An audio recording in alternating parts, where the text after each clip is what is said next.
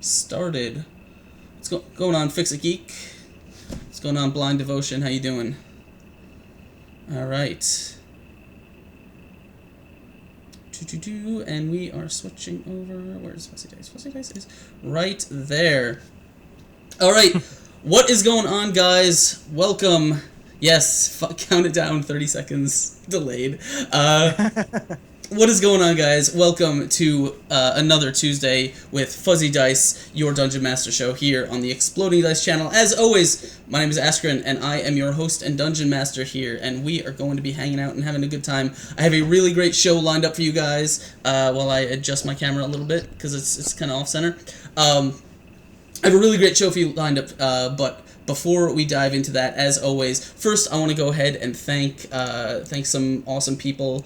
Let me open up this. Thank you, Blind Devotion. Thank you, TS Fuzzy and James V 1971 for following. You guys are awesome, and welcome to the madness as Dice Thulu embraces you with his maddening tentacles. So before we dive right into it, as always, we got some announcements I want to go over, let you guys know about what's going on with the Exploding Dice channel. As always, there is I can't really point to it on camera because these are reversed. There's an upcoming schedule, which you can see right down there, and you can see all of the things that I will be either appearing in or dungeon mastering in over the course of the week. Of course, you've got Out of the Abyss, which is your game we have every week here on the Exploding Dice channel. We just played an awesome session and left on a crazy cliffhanger, which I will tell you about in just a little bit.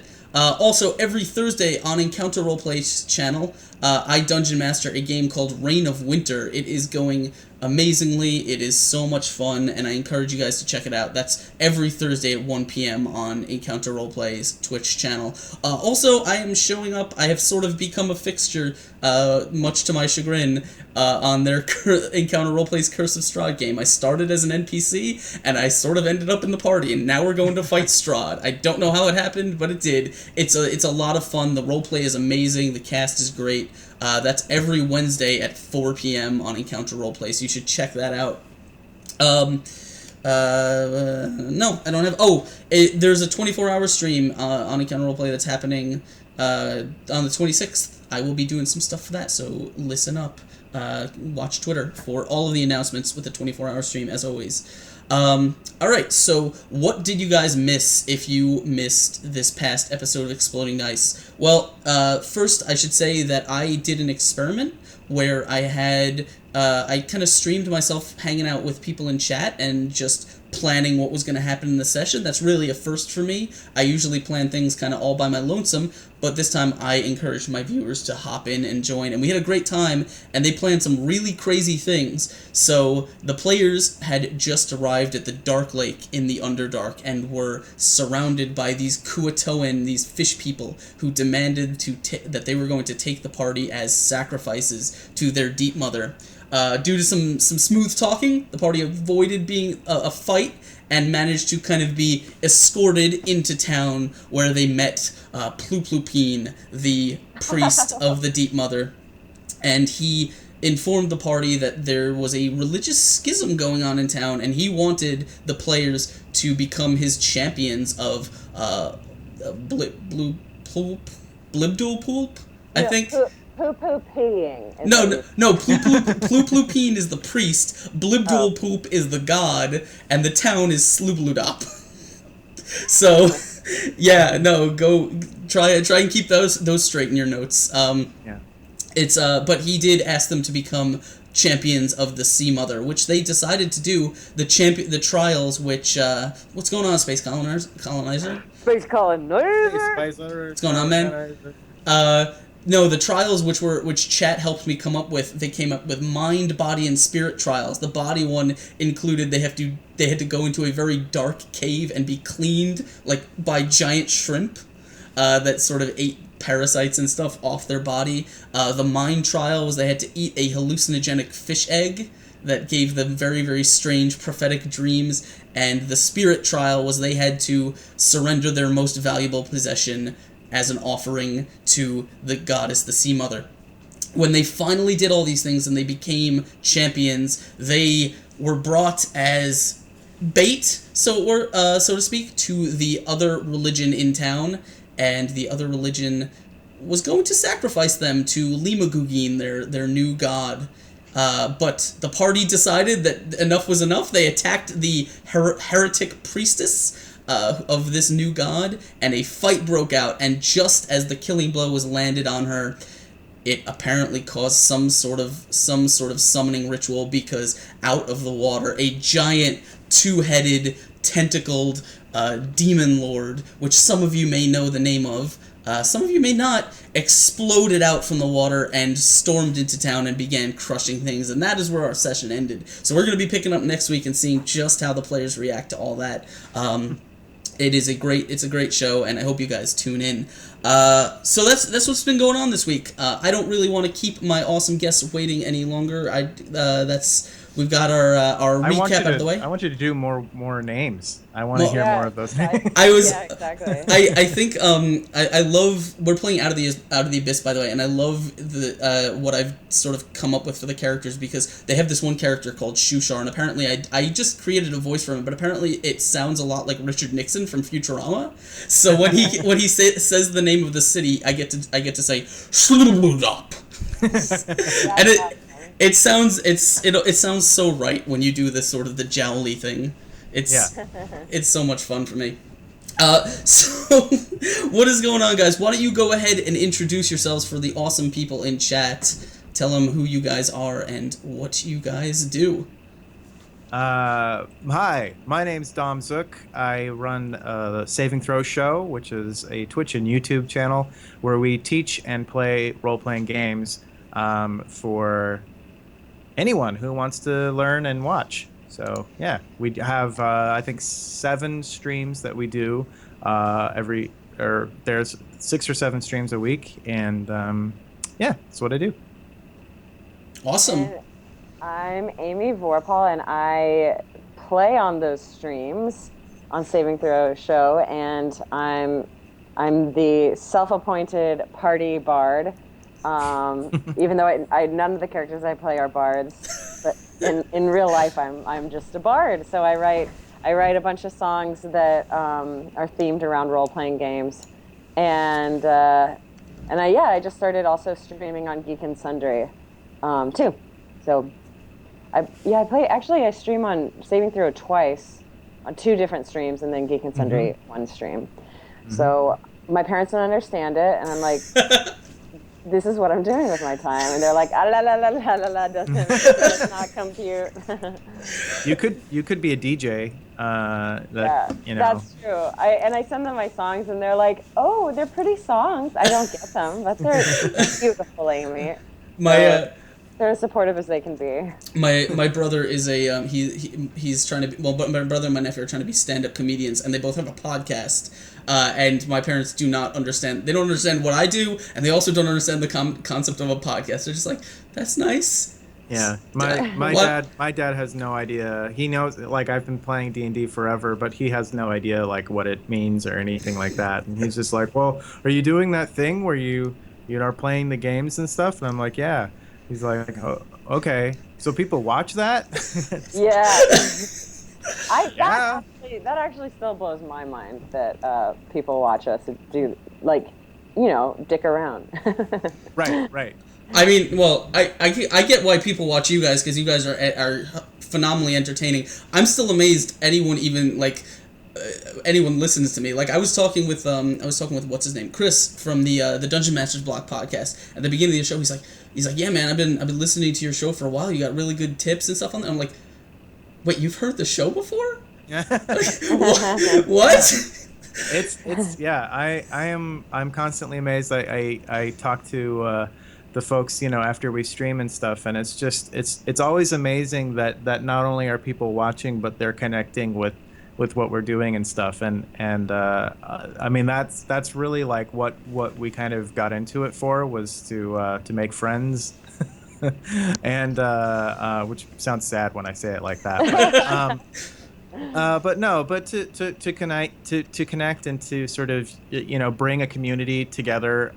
It's such a wide-ranging community, the gaming community, and the thing that sort of powers us on is this sort of inclusion and bringing people together and having people sort of respond to that when we play and everything is really cool to see. And so it constantly amazes me that anyone pays attention to that stuff, and I appreciate it. Yeah.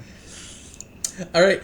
So I mean, we've got some stuff. We're just gonna hang out, but I know first off the bat, like one of the things I kind of wanted to talk about was you guys do a whole bunch of shows on Saving Throw in particular. Like I think it's every night after because my game is for this channel is on Sunday, so usually Mondays when I do my prep, and usually during my prep I end up watching one of my favorite shows, which is Monday Night Dungeon Fight, which is hilarious every time. But you guys do all kinds of stuff on your channel. Yeah. Monday Night Dungeon Fight, which, by the way, the finals of Monday Night Dungeon Fight, which for people who don't know, is it was created by Tom Lommel, who, aka Bill Cavalier, the Dungeon Bastard. And he basically invented a system called the Rage system, which is the really awesome gaming engine. And essentially it's PvP D&D, where 4 players go head-to-head and battle each other, and only one can remain. And so we've had 4 qualifying heats, and then the championship, the final, is this coming Monday. So about a week from now, we will determine who is the number 1. But yeah, that's one of the awesome ones. That's the opposite of why I like Dungeons and Dragons. I'm so competitive that I like RPGs because everyone's on the same team and you're not competing. So right. I feel like everyone's lucky for me not having played that game yet, because they would have gotten a new, like, probably Midnight Amy would have shown up. Midnight Amy. I think everyone's sort of, even the people who love teamwork and stuff, everyone has that little bit of, that little voice inside them, like, yeah, but my character could totally kick their asses. Yeah, no, that's sort of what we were talking about, is that everyone sort of has that. There's that little voice in the back of their head that's just like, my character is statted out pretty badass. Yeah. If I had to, I could pretty much take on everyone here. And so it was all about the people who love to min-max and who just love to go apeshit with their can I say apeshit? I've said it twice. Hold on, I gotta get my hand on the bleep button. Yeah, I know. All right. We can curse, right? Sure. Yes. There's no one watching. It's all right. You don't have to worry. I curse a lot. No, it's fine. Okay. This is not This has never been a family show. But yeah, Monday Night Dungeon Fight has been. I'm sorry, I'm saying it wrong. Monday Night Dungeon Fight has been really fun to watch progress, and I think the second season it's going to be even crazier. So I'm really looking forward to that. But yeah, so we do Monday Night Dungeon Fight. That's every other Monday, and then the opposite Mondays we do Proficiency Check, which is me basically doing a talk show kind of like this, and just bullshitting for a couple hours. Can I say I've watched the show before, but I was gonna tweet you something when you posted the last episode of Proficiency Check. I was gonna say, like, man, it's awesome that you can just sort of sit in front of a camera and talk for like 2 hours, because originally when I had just started the show and no one was watching and I had no one on, no way of getting anyone to hang out with me, it was just me sitting in front of a camera rambling, and I'm like, I'm way too awkward to do this. I can't sit here and do this every week. What you don't know is Don would have done that anyway. He just sits alone in a corner and stares at a wall and. It's true. There's not even a monitor in front of me. It's just a wall. Yeah, you've been doing that since you were what? 8? 5? Yeah. Yeah.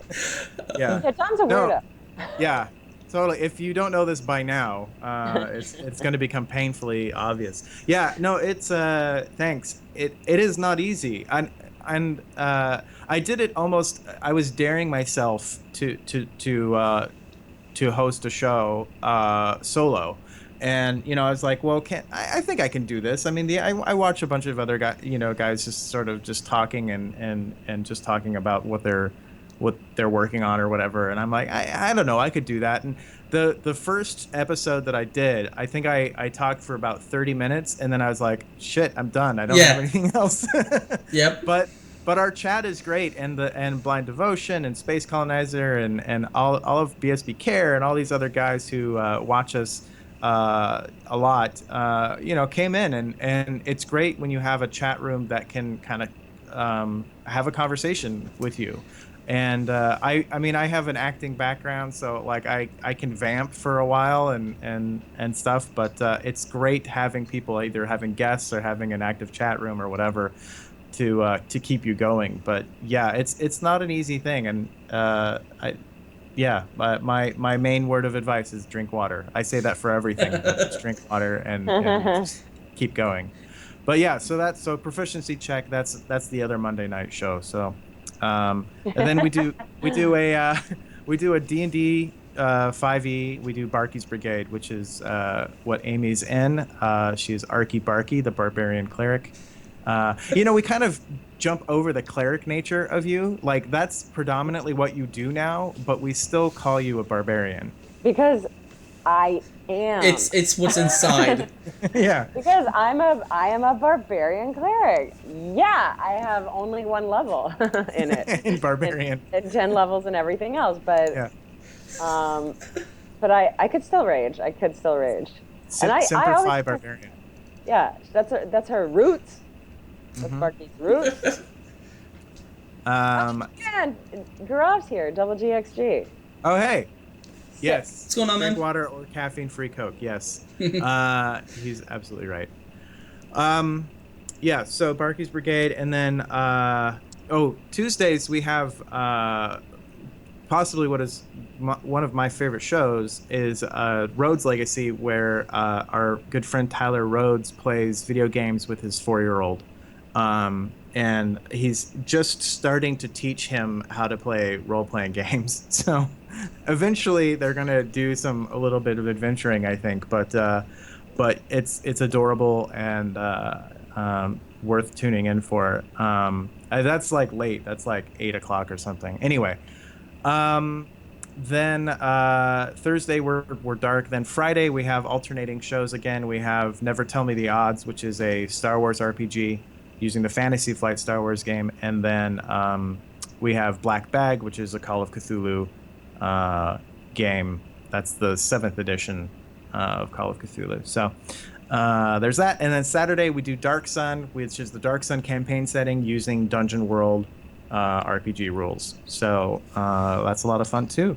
So yeah, it's a lot of stuff. We just recently expanded everything and started doing. We used to just do one stream every 2 weeks, and now we're doing 7. So it's like and crazy. Megan is streaming video games. That's right.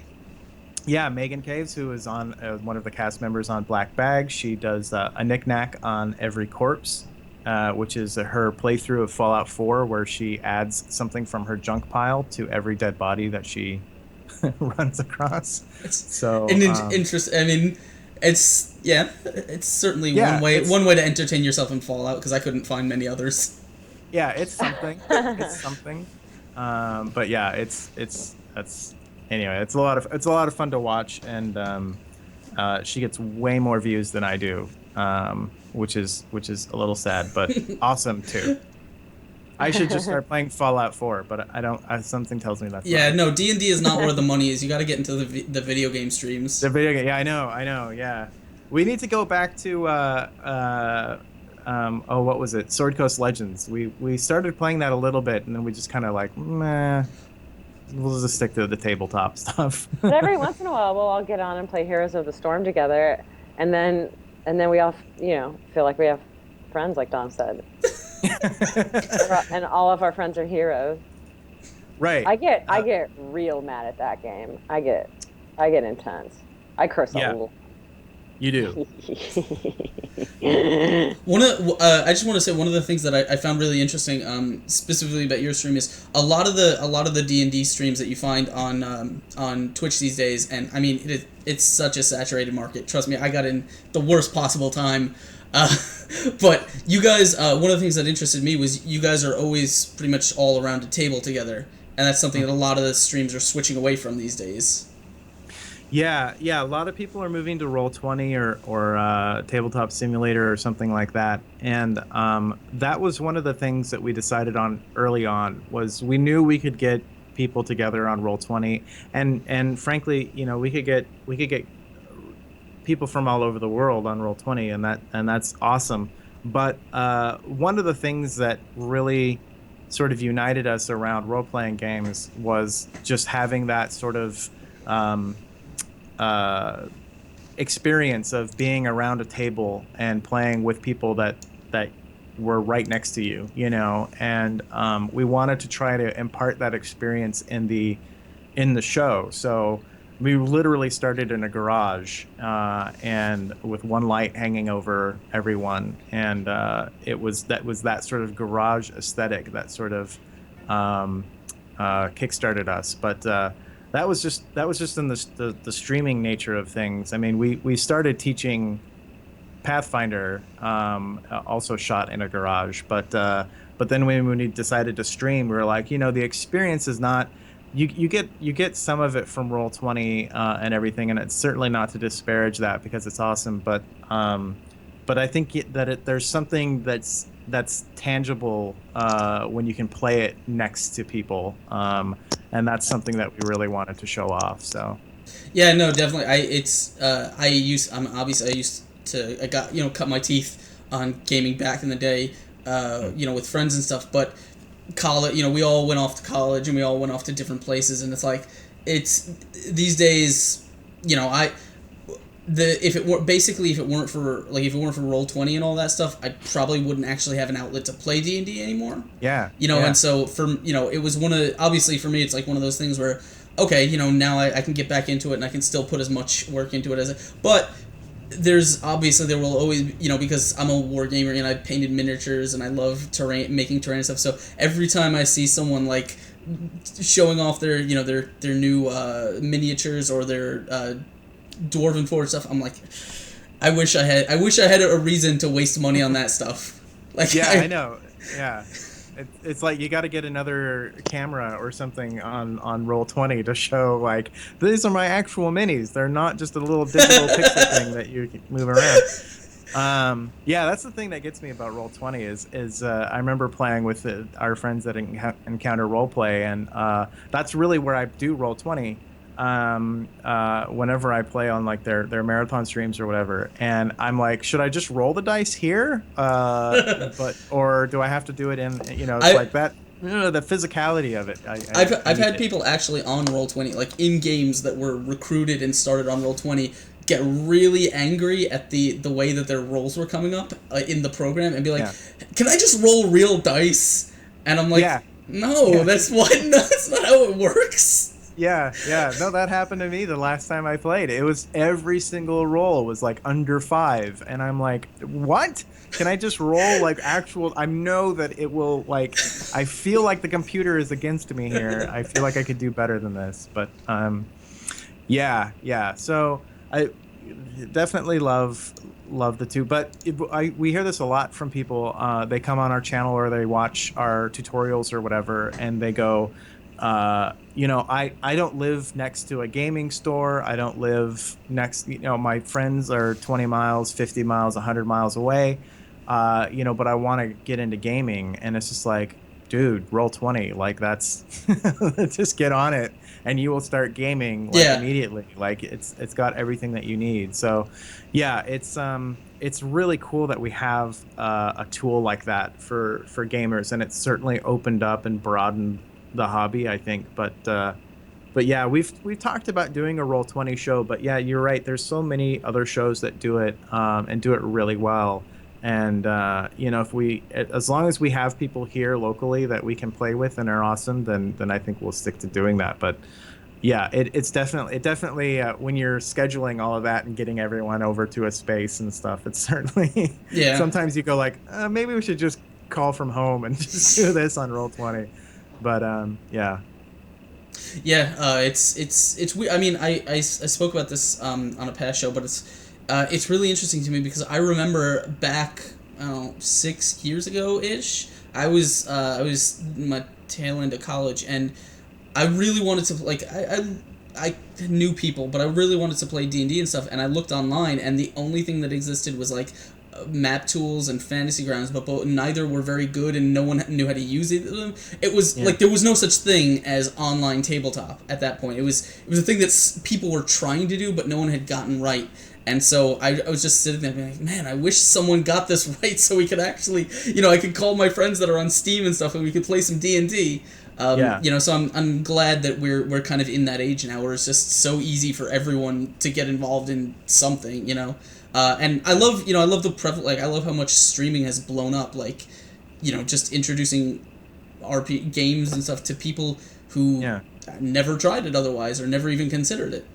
Right. Yeah. It really blew up. I mean, I think Itme JP sort of started it almost. I would say like he kind of made the Roll20 system and everything sort of popular as something to watch on Twitch.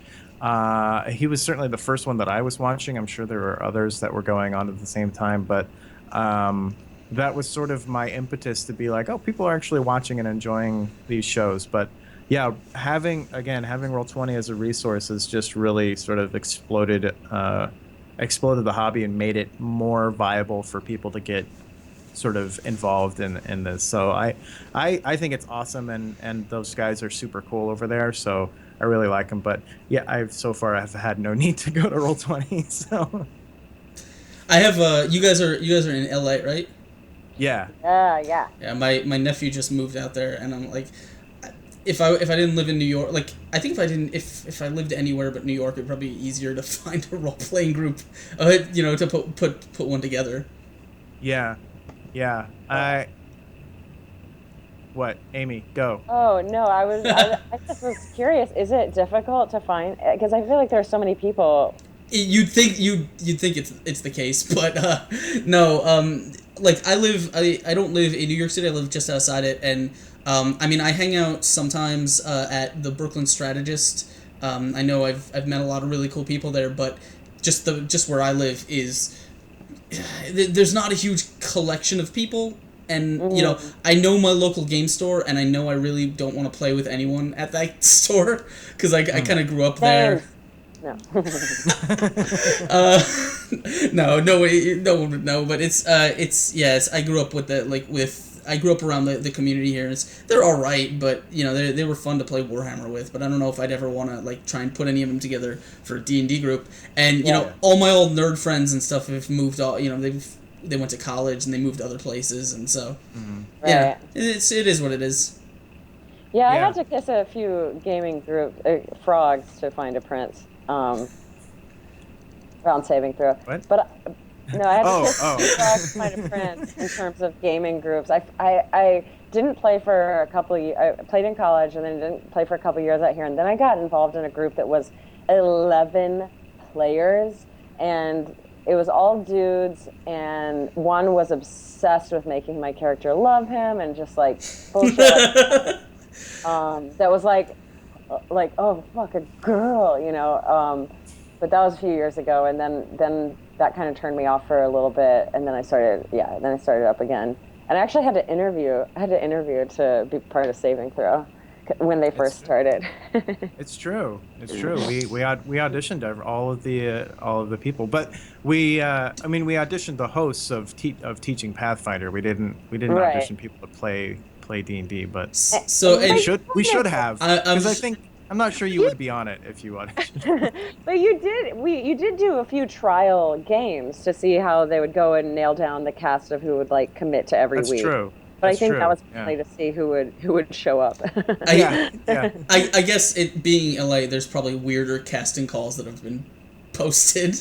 Yeah, that was by far not the. Oh no, that was Tane. That was like a buddy of. It was Ben just being like, Amy, do this, and I was like, okay. Well, I assume there was a background check involved too.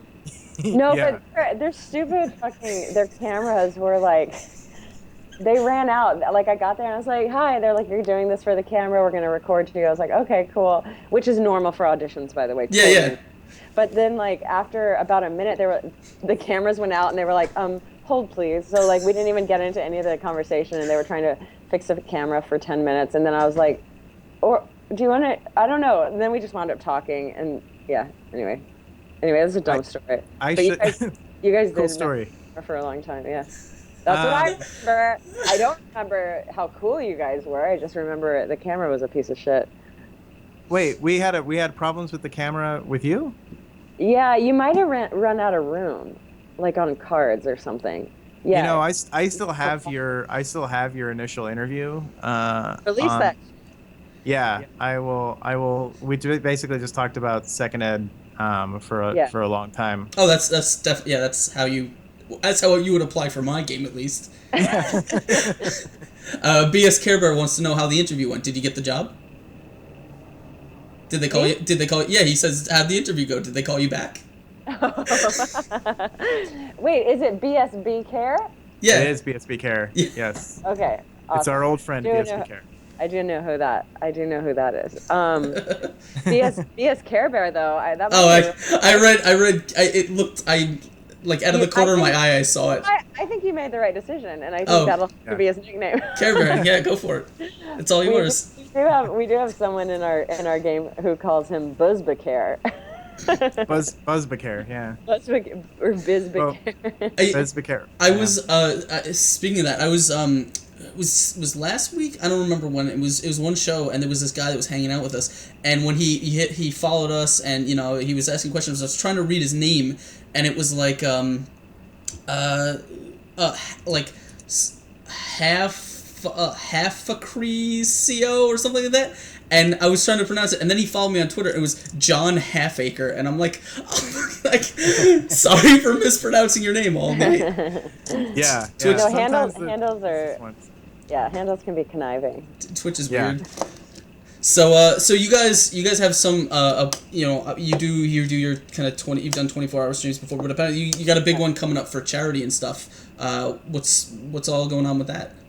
Yeah, so last year our first 24-hour stream was for the Alzheimer's Association to raise money for Alzheimer's and dementia and other brain diseases. This year we're doing the same thing. It's part of their longest day charity event that they do annually, and essentially it's the way they do it is it's 15 or 16 hours. You do a day on June 20th, but what we're doing is 24 hours from June 17th to June 18th, and playing RPGs for all 24 hours, raising money for the Alzheimer's Association. So everything that we are raising throughout the month of June is 100% going to the Alzheimer's Association for this. So it's something that's near and dear to many of our hearts. It's a cause that we're super close to, and many of us have been affected by Alzheimer's and other things like that. So it was a cause that was sort of easy for us to get behind. And do something for, and I think it's an important thing to shed some light on, because Alzheimer's is sort of it's not talked about a lot. People sort of it's one of the major, obviously, brain diseases, but it's not something that a lot of people sort of bring up in casual conversation. It's something hard, and it's very personal that people deal with. So we're sort of trying to shed a light on it and get people, raise awareness, and hopefully get some people to spend some ducats to do things. And it basically our marathon functions exactly the way it does with our normal games, where if you donate, you can influence the game somehow by giving rerolls or adding bad guys or whatever it is. And good guys. Or good guys, yeah. But yeah, it's So you're not only contributing to a great cause, but you're also getting to influence the games that we're doing, and we have a bunch of unlocks and things like that. So yeah, it's going to be a lot of fun. That starts this Friday at 7 o'clock Pacific Daylight Time, so 10 o'clock Eastern, and God, I don't know, 3 o'clock GMT, something like that. That's awesome. Thank you, BSB Care, for hitting that follow button and, of course, interrupting me mid-sentence. No, thank you so much, and welcome to the madness. So what kind of games and stuff are you doing for your marathon? Wow, we're doing a lot. We're starting off with our Black Bag Call of Cthulhu game at its essentially its usual time. Then we're playing an indie RPG called Roll for Shoes. I don't know if you've heard of it. I have not. It's I've never played it, but our good friend Jordan Collerman, who is also part of Black Bag, is running it for us. It's essentially you roll for everything. Anything that you do, you roll for it. And sounds like Pathfinder. Yeah, it's pretty much. But it's like you wake up, okay, you roll and it's whatever the GM wants you to roll for. Okay. So it's like, okay, okay, you wake up. All right, I'm going to get out of bed and I'm going to go to the bathroom. Okay, roll to move the sheets off of your body. Okay, and if you make it, then you get that skill of taking sheets away. Oh, okay. And folding the sheets off. Okay, great. It's like, now roll to get out of the bed. Okay, and then if you make it, then now you have a skill of getting out of bed. And you can improve that skill by continuing to do it. So eventually you have these characters. I didn't know that. I'm playing that game. That sounds very fun. So it literally is rolling. It's the full name is roll to put on shoes, or something along those lines. So it's literally like you roll to put on your shoes. And what if you fail though? Then you don't get your shoes on. But can you try it again? Yeah, you can try again. I don't know. There's some mechanic that I don't know, but there's a mechanic between how many times you can try and when you can try and stuff like that. But I had a conversation about DMing with a couple people recently, and we were talking about what happens when a party goes at a quest or a plot line, and they'll try one thing. And maybe they gather information for rumors or something, and they roll and they don't get what they don't roll high enough. They don't get what they need. They hit a dead end, and then they just give up. They're like, all right, well, we'll leave. We'll go somewhere else and do something. So it's so if you roll to put on your shoes and you fail, is it like, all right, screw it? I guess I'm going out without shoes today. That's just how it is. Yeah, Kay. Yeah. I think it's going to be an individual decision.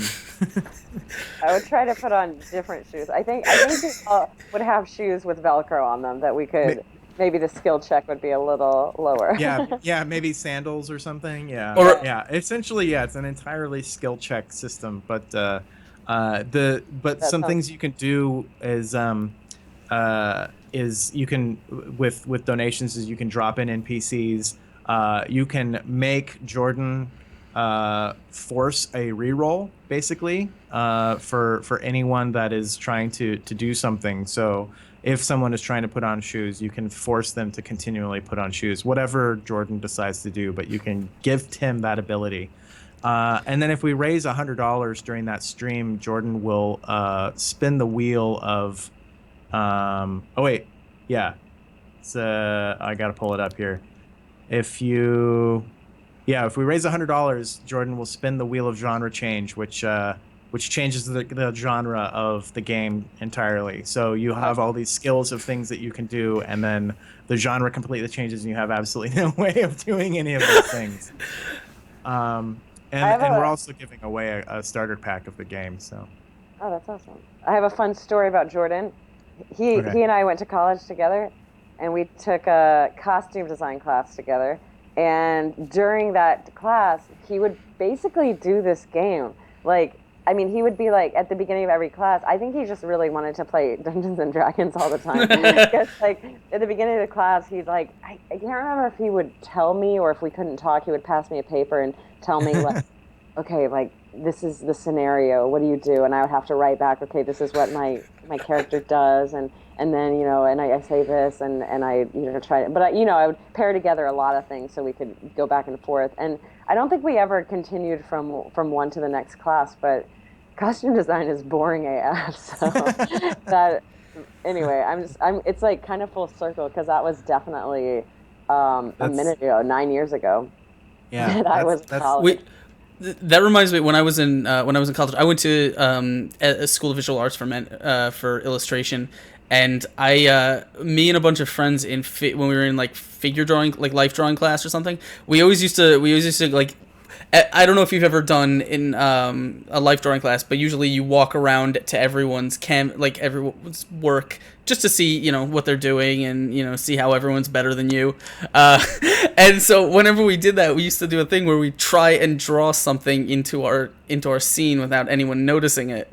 And so I'd always draw like little goblins or something into people's figure drawing things and see if if I could get it to all the way to the end of the class without them erasing it.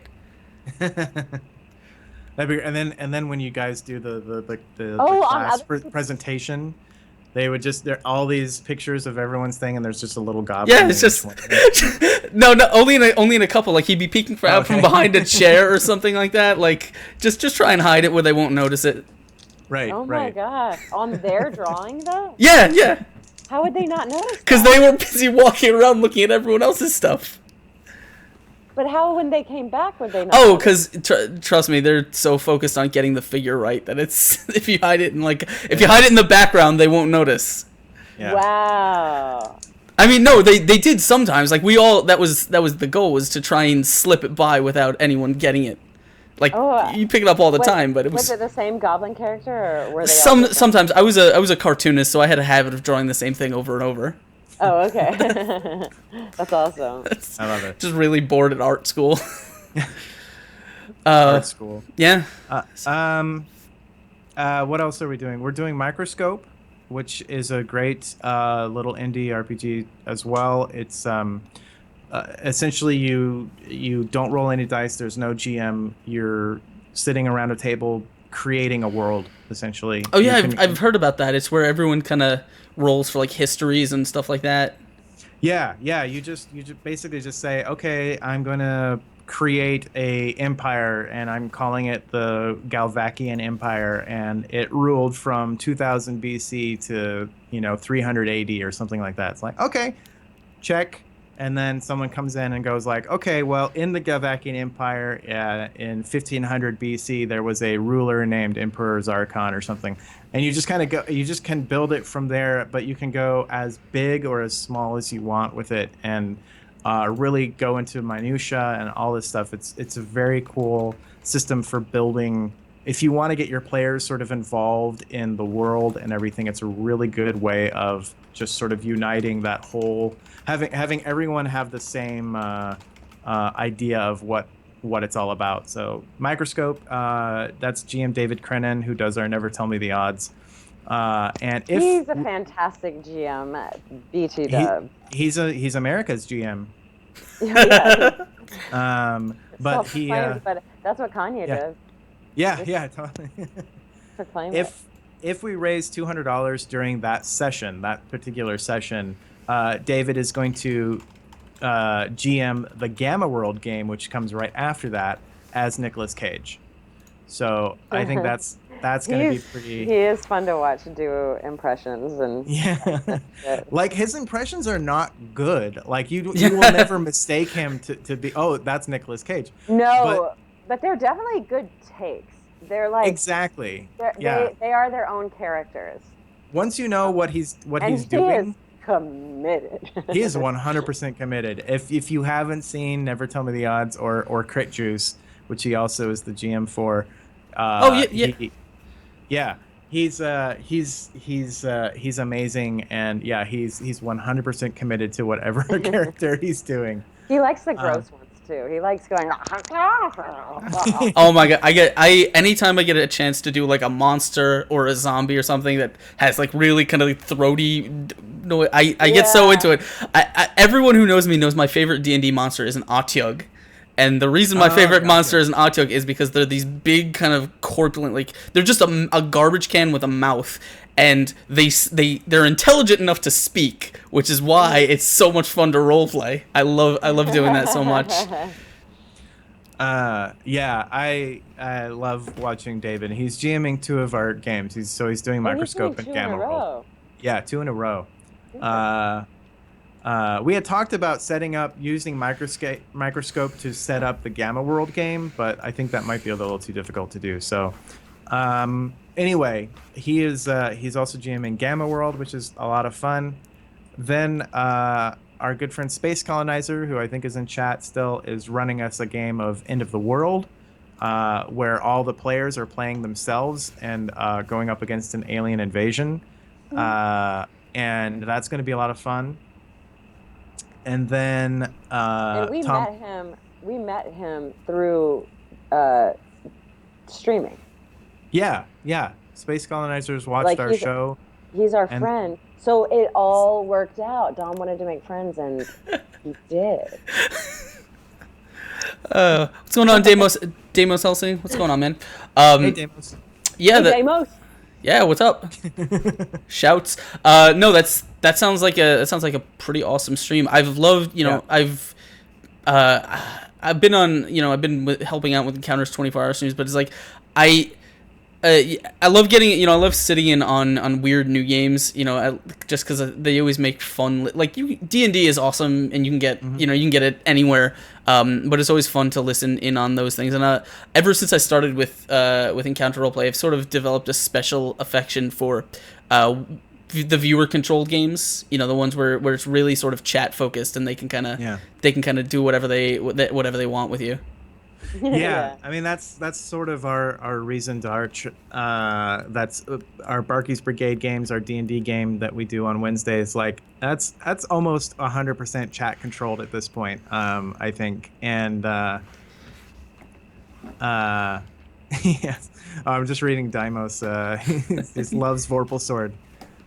He loves the name, and The sick ass name. Look, everyone in my family has this name, and I'm the only one who has fulfilled her destiny of becoming some version of a gamer / fantasy creature.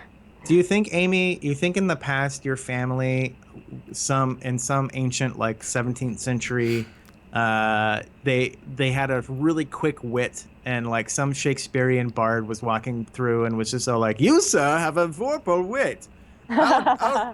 I'll name you Vorpahl." They just went that way, and they're like, "Well, actually, we make shoes, but okay." I'm more interested in how old exactly were you when you started making the joke? Okay, yeah. Dom, I wish your version sounds cooler. I know for a fact that our name came before the Lewis Carroll creation of the word Vorpahl in the Jabberwocky poem. But because it was like this German like pasture or whatever called Vorpahl blah blah blah. I think you can look it up. Anyway, but is that Vorpahl blah blah blah? I'm typing it into Wikipedia right now. Yeah. But I think, yeah, I knew it was pretty fucking cool my whole life. But in college, every year the freshmen had to do the Jabberwocky poem and like do their own version they had to perform it and do their own version of like, whatever. I don't know. But every single year, at least 2 of the freshmen, including in my year, would be like, "Amy, can you come into our class and hold the sword when we say the Vorpahl sword?" And then it was cute, and I never got sick of it because it was performing, like that's what I was in college for. So I was always like, yeah, attention. But it was every single year, and I always, in the back of my mind, I was like, these people think they're so clever, and they have no idea that I've been doing this every single year. So I guess it was college when I started really leaning into it. That's also when I started playing D&D. So, lots of parallels there. Go to college. Go to college, kids. Spend a whole lot of money, learn to play Right. D&D. Yes. Go into debt to play D&D. That's how it works. Yeah. No, when you were talking about the like how one of your game is pretty much controlled by chat. I started in Counter Roleplay they do the same thing. We don't actually do the donations on the Exploding Dice channel, only because when we started on this channel we kind of decided we had talked about it and we decided this is, they do it because they play like 5 nights a week of games. So it's like most of them are making different characters all the time. New shows are starting and ending. So the people on that channel generally play a lot of D&D, but for the guys that I play with, it's pretty much their only campaign. This is their campaign. And so the whole we figured the whole donation thing, while it's a great idea, it might compromise the feeling that it is their campaign that they're actually playing. But I started the Reign of Winter campaign on Encounter, and it's like I had what I had planned, and then because of chat, it just went so far off the rails that I've been sort of struggling to keep it going. Because the first thing that happened, they came across this campsite, and one of the players decided he wanted to hit a statue, and chat just decided wild magic surge that turned everyone in the party into a kobold. Oh my gosh. And then and then the session later, we hit a viewer decision just as they had walked into this clearing that decided that everyone would turn into a randomly chosen monster from the monster manual. So we played a whole session with them. Like, one of them was a Pegasus, and one of them was a mini dragon, and it was, and then they all got draws from the deck of many things. It's, it's one of those things where it's hilarious if you watch the show, but as a DM, it's just like, is this even is this a campaign anymore? Am I holding on to anything, or should I just let them go? Yeah, no, it's tough, and as GMs, like I've only GM'd a couple of sessions on Saving Throw. I don't necessarily consider myself one, but the way I've done it is I'm just like, I've just okay. I've just like let chat sort of just go and sort of just go with it and play with it, and then we just improv around it. But I know for some of the other GMs, I mean, David has a very intricate plan in place with Never Tell Me the Odds. I think it's because when he GMs, he does view it as like writing an episode of Star Wars. Mm-hmm. So it's like he's when he plans, he makes a movie, and so to go away from the movie, I mean, he's pretty down with like yes-anding things that happen, but there's kind of this silent agreement that like we're all in a movie, we're being played by celebrities, and it's and it's telling a story in the Star Wars universe. So I think the craziest he ever got was when I tried to do a version of the Wild Magic as my character, the Wild Magic chart, and he was okay with it. But I had some pretty wonky stuff on there. Yeah, it's it definitely. I think that David and I think all of the GMs really roll with it though, they kind of fold it into the story that they're trying to tell. But it's certainly not easy. And like I was saying, Barky's is definitely the one where it's just like it just kind of steamrolls. And you're just all like, oh God, this got out of hand. Yeah. Okay. Well, Mason will read the thing. Mason's the GM, and he'll read the thing of like what the chat has given him, and he'll start giggling, and that gets me so anxious, like, because I'm like, fuck, what has chat done now? So I think I might get more anxious than he does, because he seems to get a lot of delight from it. Right. Yeah. Yeah, no, I mean, they have a West Marches game which just is mostly controlled by chat, and it just gets so ridiculous because they have the Wild Magic Surge. I think if you donate like $1 or something, you give, or $5, I don't know, you give someone Wild Magic Surge, and it's like a roll on a 10,000 entry table of things that could possibly happen. And we had one session where it was a chain of Wild Magic Surges, just one after the other. So like one of them was one of the players next to me. I was playing in that game, and his childhood pet was resurrected in front of him as we were breaking out of this prison, and his childhood pet was a rooster named Cecil. And then someone gave me right away a Wild Magic Surge, and it was like anyone who has been resurrected in the last 60 days dies. And so this rooster was like showed up in his hands and then just died instantly. Oh, that'll mess you up. Oh, it was. If you watch it on YouTube, it was like there's just a roller coaster of like hilarity and shock on our faces, and somehow that session ended up with that person flying away into the stars as the incarnation of the Juggercock. Right. There's no way you can explain it. It's what happened. I don't even want to attempt to. Yeah. Well, one of my favorite songs that I have written that did get produced is called "Ode to Fartunia," and this was like at a point where we were like, "Oh, chat can name the NPCs," and they did they name Fartunia? I think they named Queef Oopsie Boom. They named Queef Oopsie Boom. Yep. Queef Oopsie Boom as a senator. And then we visited that person's home for political reasons and ran into his wife, which someone else named Fartunia, and now there's a beautiful love song written. It is a really lovely. It is a beautiful song. It's a beautiful folk song about how ugly this person an is. atrocious Just- But if you just didn't nasty. listen to the words, it would sound like a legit love song. Yeah. The words. Fartunia. Tiz Fuzzy says Fartunia was Mace's invention. So I I believe that too. He yes-anded the Queef Oopsie Boom. He did yes, and yeah. Yeah, no, it's when you open it up to sort of your decisions, like you can get some great moments out of that, which is why I'm just sort of clinging on to the Reign of Winter campaign. Like, luckily, with all the polymorphing and transforming into monsters. By the way, you should have seen my face in that game when I flipped through the page, and I'm just like, I'm reading through it, and I'm like, oh, page 209 is a dragon. And everyone in the chat went nuts. They're like, yes, he turned it. But I'm just waiting for like the day, because I've reigned control over it, even with the deck of many things. But as soon as they're like the highest voted thing is the party goes off into space, I'm like, all right, we're done with this campaign. We're playing something else. Yeah. I know that. And it's going to come eventually. It's mostly just flukes until it does. So I guess before we're coming up on the second hour, before we do, I know you had an album you wanted to talk about a little bit. Yeah, this song. Go for it, Amy. Yeah, the Ode to Fartunia is part of the album. It's going to be a 10-song album. The album is called Songs in the Key of D&D.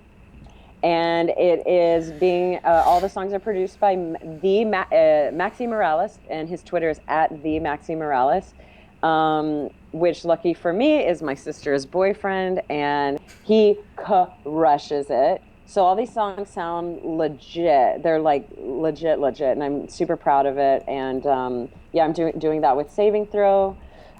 Each song has something to do with playing role-playing games, particularly D&D. So Ode to Fartunia obviously is a specific song about a gruesome character.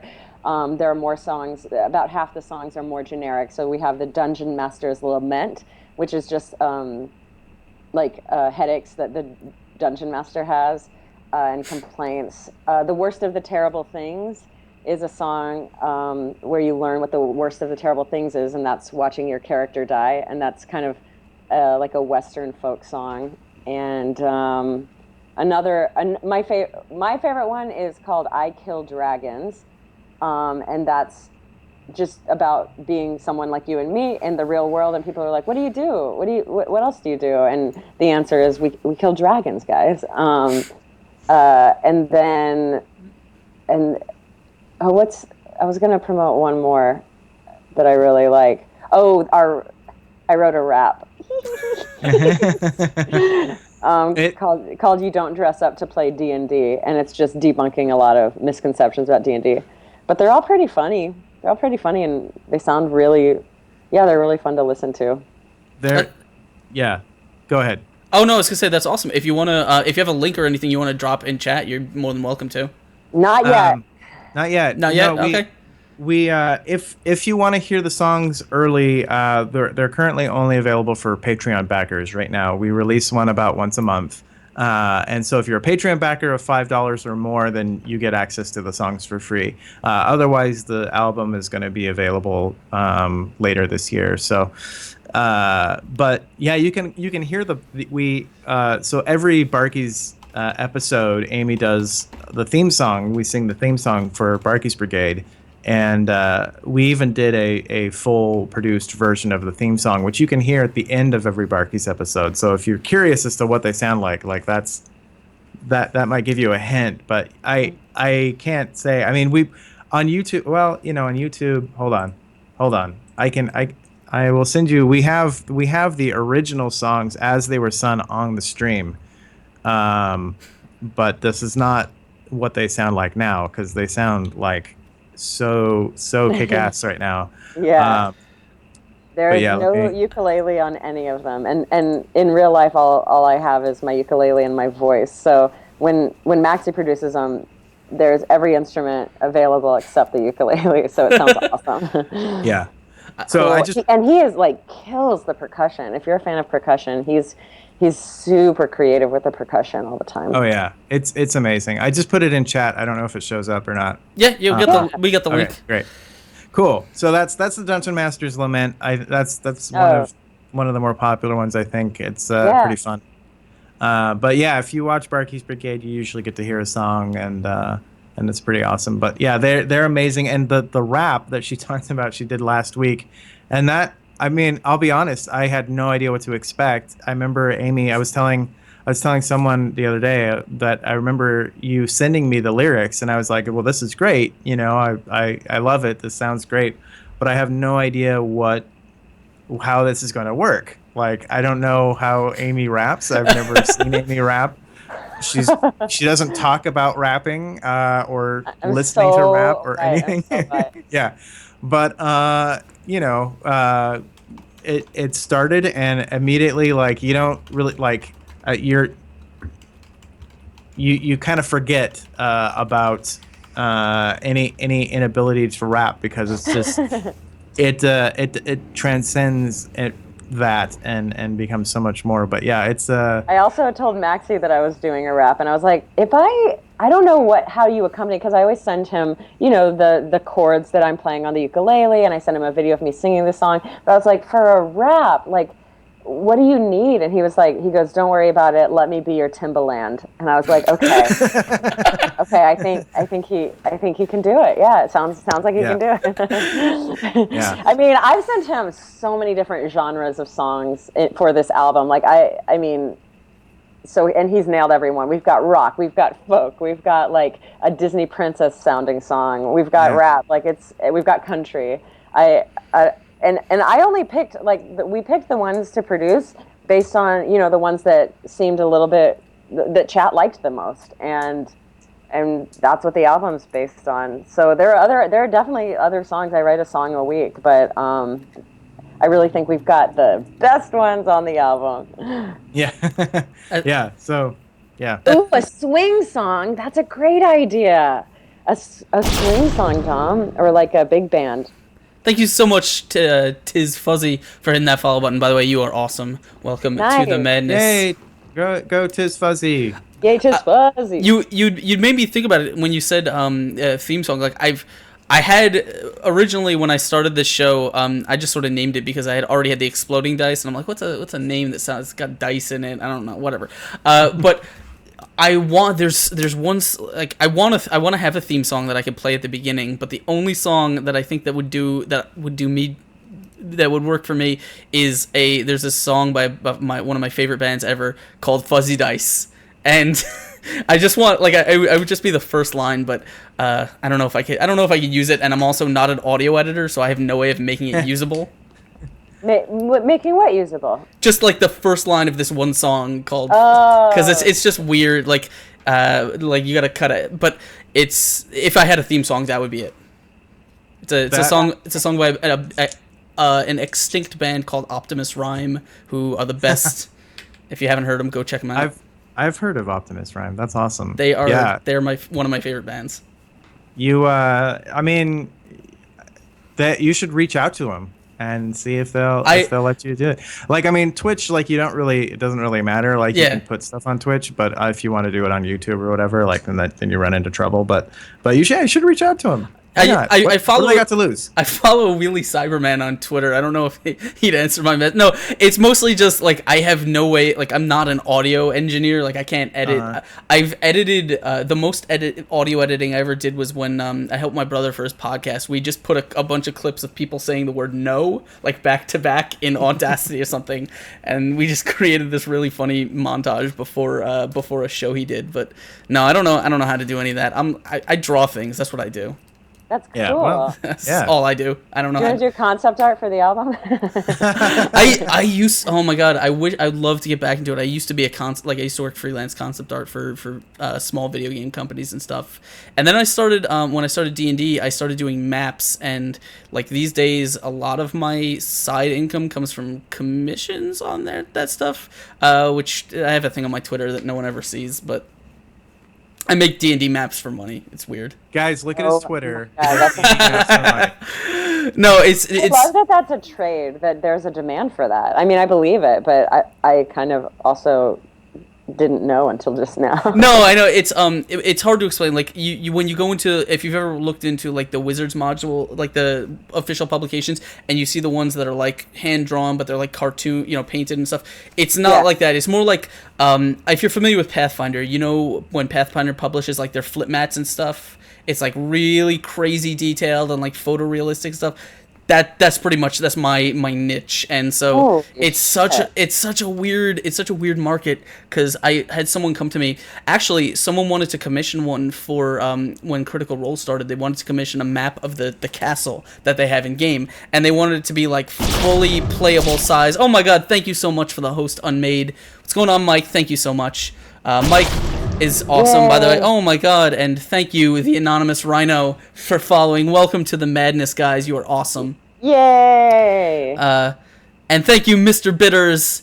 Also, you guys are great. Oh my god, Unmade is rating us. You are awesome, guys.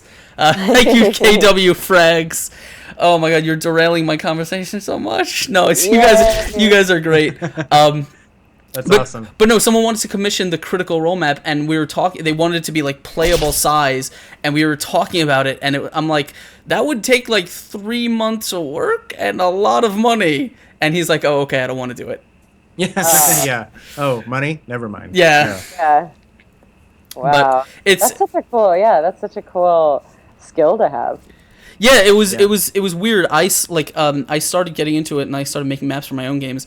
And then this was just when Roll20 was starting, and it was like all the people that I was on Cartographers Guild and stuff. Apple, sorry. You know what they say though about when you bite an apple? Makes you look like an asshole. That's do you remember?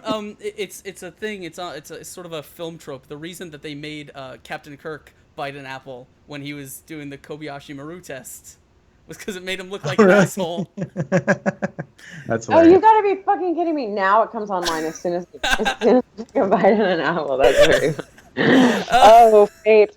Oh, fate! How funny you are! Oh Lord! No. I took a bite just. Oh shit! I assumed that was just a thing everyone in Los Angeles knew. It's just they put it on the sign. Don't eat an apple on film. Yeah, don't eat an apple on film. You'll turn into William Shatner. That's it. That's the superstition, at least. Well, I think. Well, what if that was my plan all along? Then you got it. I believe it was your plan. Then you will, very shortly you will be contacted by Hotwire.com to do some advertising for them. That's right. So another ad playing. Oh my god, that means shit. So we're back. We're back up and streaming. So like I said, guys, I don't know if you heard it. Apparently we were having stream issues.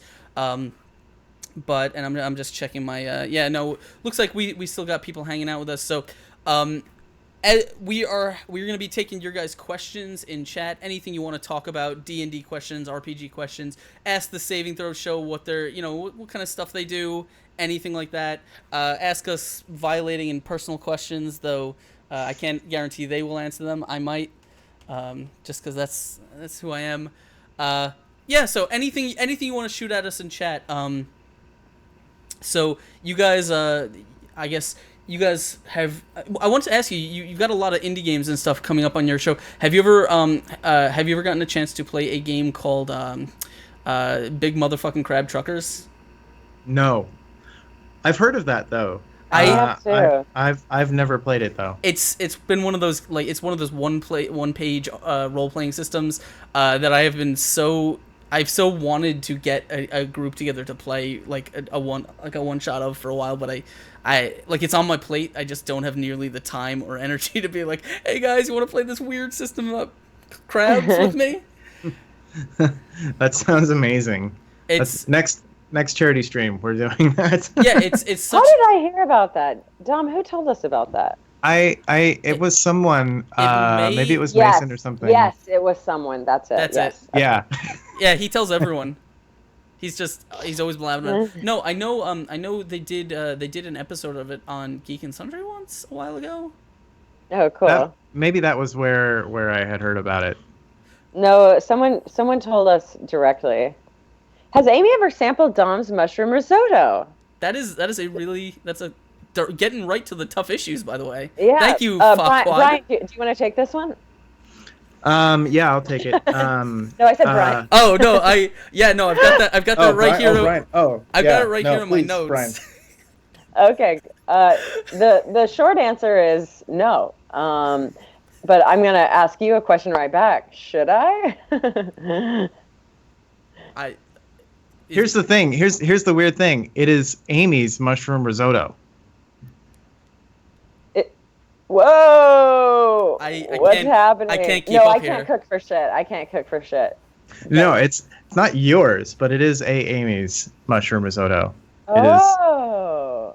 And you cook it very well, or how does someone know? Yes, it's a. Say that. I set the microwave at exactly the times that it says to set it at, and it comes out, and it's an amazing dish. Oh, I see. It's one of those Trader Joe's things, right?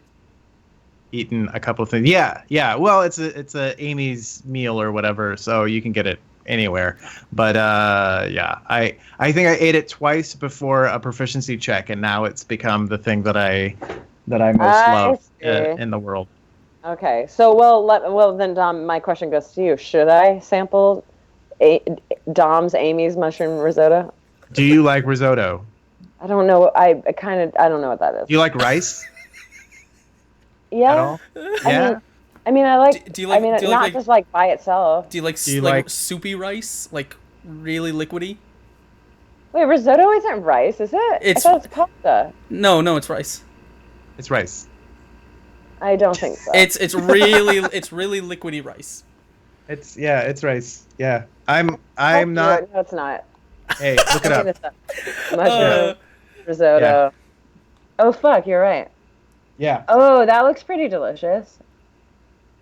Cook slowly with stock, and when done, you stir in some freshly grated Parmesan cheese. Who doesn't like cheese? Not a lot of people don't like cheese. So, okay. Yeah. Maybe I'll try it out. That. Okay. Try it out. You'll like it. You'll love it. Risotto sounds Italian. That's why I was like, oh, it's pasta. But interesting. Yes. Interesting. It's a Q&A where I learn things. That's the way it should be. That's the goal here. I mean, I want everyone to learn at least one thing. It's a tiny pasta the size of rice. That's not true. All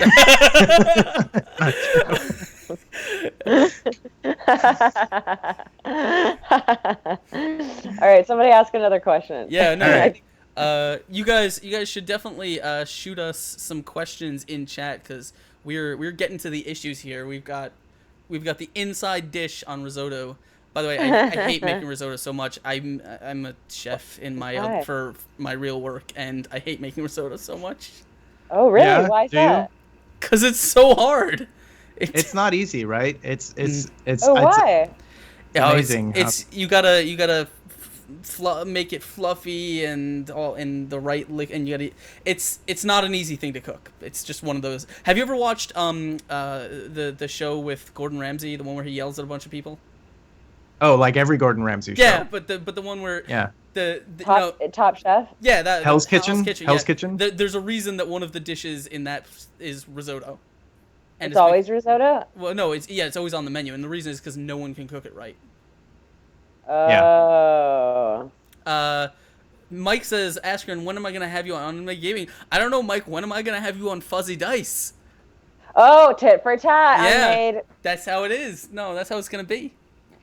I don't know, man. You know how to get in touch with me. You send me a message anytime you want me to hang out with you, and maybe I will beg you to come hang out with me. That's how it works. Oh. Yeah. Tit for fucking tat. There's so many people. I'm trying to get Mitch, Encounter Mitch from Encounter Roleplay on Fuzzy Dice. I'm trying to get so many people on this show, just because I got a different guest every week. I go through so many people. Like every week, it's like That's I need someone. that's awesome. That does sound difficult, actually. Man, call me out like a Live to Game says risotto is a delicate balance while cooking. It is a challenging dish. Yes, you know how it is, man. These are the issues that we like to cover on this show. I would trust Live to Game with any risotto related questions. Oh wow! Why is that? I would trust Live to Game with anything, really. Yeah. So That's a he is a literal saint. Oh, It says so. It says so on our channel. So I have to trust him with many things. that I trust that. Yeah, no, I buy it. Yeah. Yeah. Maybe now do we just start asking each other questions? Yeah. Go for it. Shoot. Well, I have any questions? you are welcome to. Oh. Normally, I have a whole list of, like, people send me questions on Twitter and Reddit and stuff. D&D related questions and stuff that Cool. that I am happy to answer and get input on air. So if we're waiting for one to show up in chat, I will be happy to reach into my bag. I have a question. Okay. Would you rather fight 100 duck-sized Tarrasques or one Tarrasque-sized duck? Well, either way, the Tarrasque-sized duck could be killed. The duck-sized Tarrasques cannot be killed. Why? Because Tarrasque can't be killed. It's true. Well, there'd only be one either way, right? No. Okay. Because technically there's only one Tarrasque. There's not like multiple Tarrasques. Okay. Which is weird. It doesn't work out biologically, but yeah, somehow that works. Well, it doesn't. But there doesn't reproduce. It just is. Right. It just is. Yeah. Yeah. I'd have to say now. I'm assuming. Are we assuming that we're living in like the real world or a world in which the Tarrasque could possibly exist? Because in that case, I'd take the Tarrasque-sized duck specifically because then I know I would have magic and I'd have high-level fighters and stuff. And a duck can die. We can kill a duck, even if it is a colossal duck. Well, Yeah, moth. yes, that's true. That's true. It would be a duck just the size of a Tarrasque. Yeah. So yeah. And it doesn't have true. like it doesn't have the 35 HP regen per round. It doesn't have that thing where it comes back to life if it dies. It's just it's a better enemy all around. Right. I didn't know that Tarrasques couldn't die. It's okay. So it depends on what edition you're talking, but I believe the original and the AD&D and the 3.5 entries for the Tarrasque, and this may carry over to others, but I don't know offhand, say that once it's reduced to a 0 or negative hit points, the only way to actually get it to stop existing is like with a wish spell or something else, or maybe a planar shift or something like that. But it regenerates a ton of HP, so if you bring it down to like dead and you chop it into pieces, it will just regenerate. And if you bring it down to like if you obliterate it, it will just come back to life somewhere else. Oh shit! It's just one of those things that like there's only one of them, and for some reason it somehow shows up in every campaign. Like every campaign meets it eventually, even though we met it, and I wrote a song about it. It's true. In front of it. Like in front of it? Did you sing the song to the Tarrasque? No, it was an epic battle, and I wrote the song to be sung at a later time. Wrote a song about the encounter. Oh, okay. Not the Tarrasque itself. No. Yeah. No. Farquaad says, how long does it take to cook a full-size Tarrasque? You are the chef. I will defer this to you. I have no idea. I haven't tried. I would like to guess. Please hazard that guess. 100 days. Okay, is this based on anything, or is this just shot in the dark? Oh, I just like binary numbers. Oh, okay.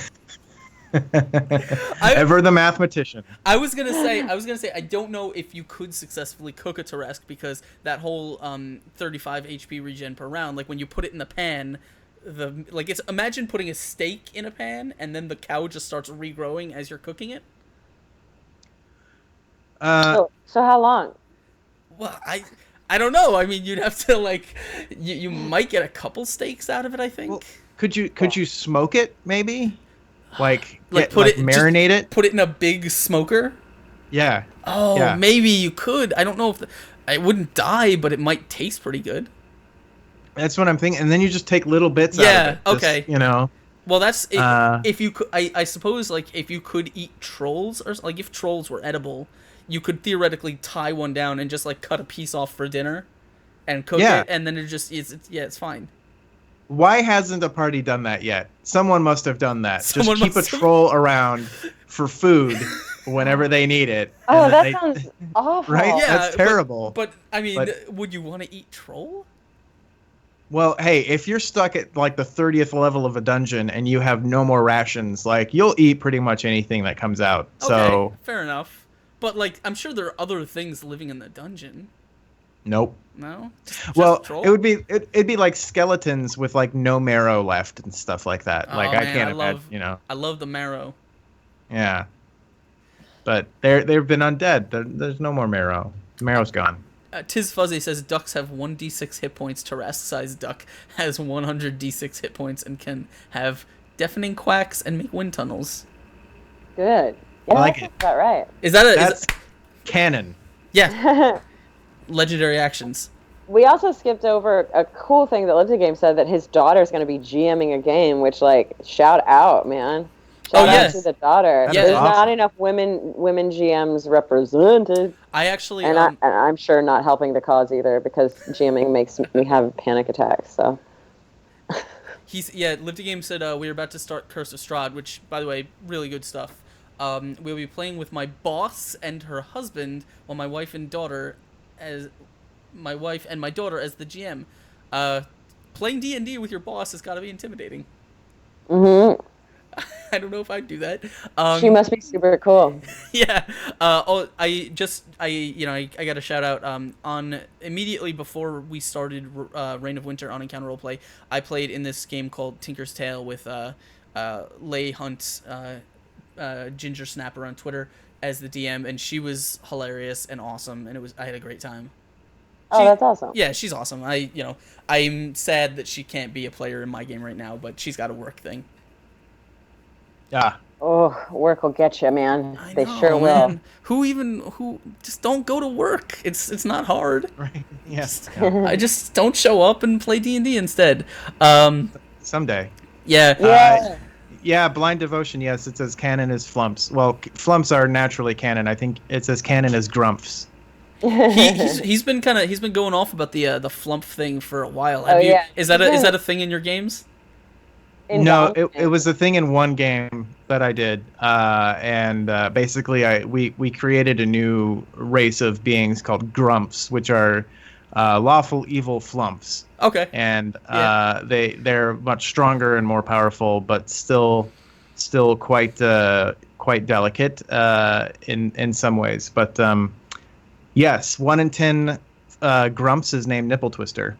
So that's canon now. That's just true. Wait. So how do they tell each other apart?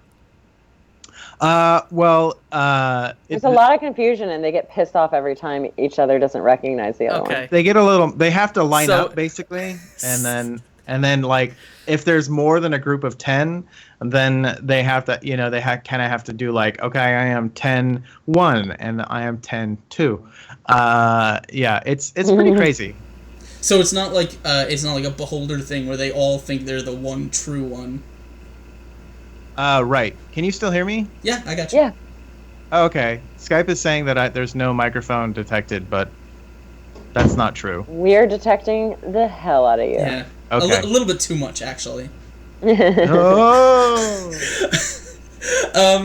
All right. Yeah. No. We. And Blind Devotion is happy that he's derailed another stream. No. I am in.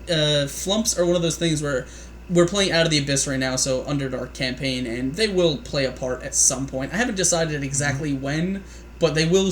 A flump will show up eventually. I don't know what a flump will sound like.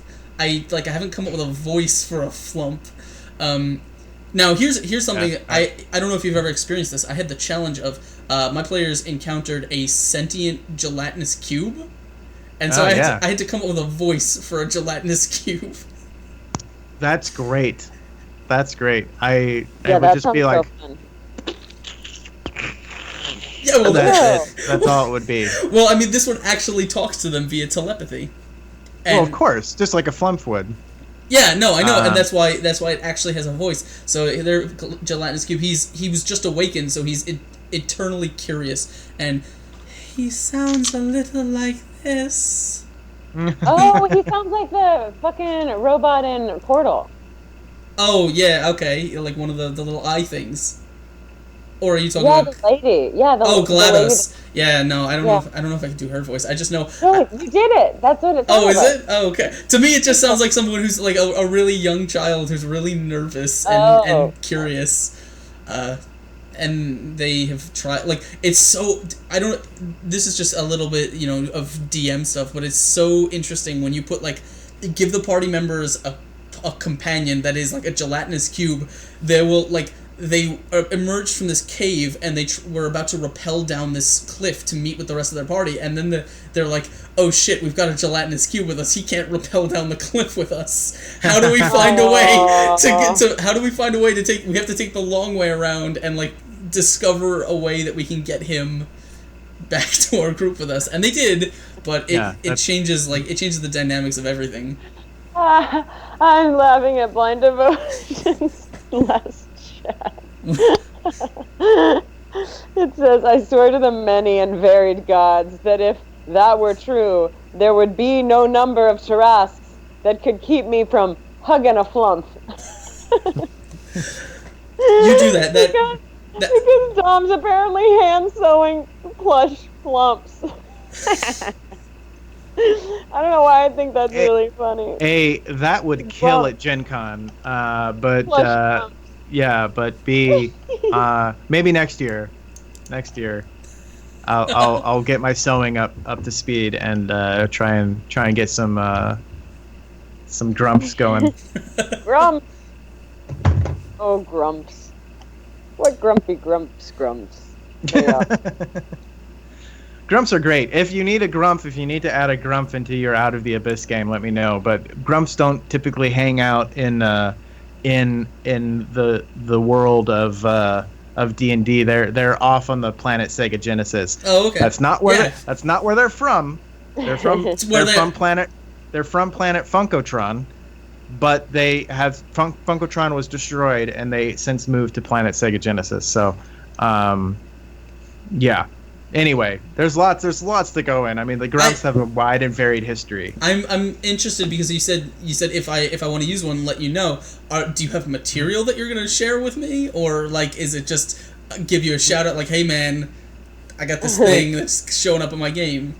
We have several. There's lots of we actually have some canon stuff, and there are some stats that we've been cooking up for grumps. So yeah. If somehow a portal gets opened from Planet Sega Genesis into whatever campaign you're in, and you want to add some grumps, let me know. Okay, I'll hook you up. I will call for the care package on that. When I want to airdrop those in. Yeah. Oh my god. So we've got if you guys have any D&D related, I mean, I've got a ton of actual like dungeon mastering questions. I don't know if I don't know. What's up? Amy can answer all of those. Oh, yes, absolutely. Well, I will pretend no matter what you ask, I'll answer it as if I know what the answer is. All right. Well, then I've got a good one very confidently. Darren SF sent me a message on Twitter. He said, "Metagaming. What is it? Does it have different levels? How do you deal with it?" Oh yes, there is metagaming level 1 all the way up through metagaming level 10. I actually do know that question. Or I do know that answer. I'll give my definition. Metagaming is when you decide that a character knows information that you as a player know, but the character may not know. And probably doesn't. So it's when you decide that your character reacts a certain way to a situation based on what you as the player know. And it can be annoying. It can also save your character's life. So, you know, you can use it how you will. I think there's definitely there are levels to metagaming, and and it's really like there, like Amy says, is there are situations where you're like, well, I know if I split the party, like one of us is going to die. But like if you were actually role playing, and you would be like, well, no, I would have no idea. Like this makes perfect sense for us to go off to another place or something like that. So it really depends on how deep you are into a role playing scenario. Like if you guys are just having fun and you kind of know it, like like metagaming is not too bad, and will keep the party and the play going smoothly, I think, in some way. But I think after that, it can get a little tricky when someone's like, oh, I know this monster has 66 hit points or whatever, so we're close to killing it, and I'm just gonna walk. I just don't care. I'm just gonna walk away or something. Like when it becomes kind of like defining. Yeah, but an excuse to sort of come out of the play, I think that's where it gets bad. Metagaming is interesting, and it's an interesting topic because I've discussed it a lot on this show in various ways. It really depends on your group and how everyone kind of comes together. So, for example, my group sort of like I've transitioned some of the things to the Exploding Dice channel, but a lot of this started in my quote-unquote home game that I play on Fridays, which is not streamed. We just play, we've been playing together for a really long time now. And as a DM, I tried to do, I decided I wanted to try these things that basically are designed to keep players in the role play and remove any sort of meta information from the hands of the players. So we do this whole hidden role thing where like players will roll mental skill checks and stuff. So like their perception, their wisdom, their knowledge, this and that. And they don't actually see the result.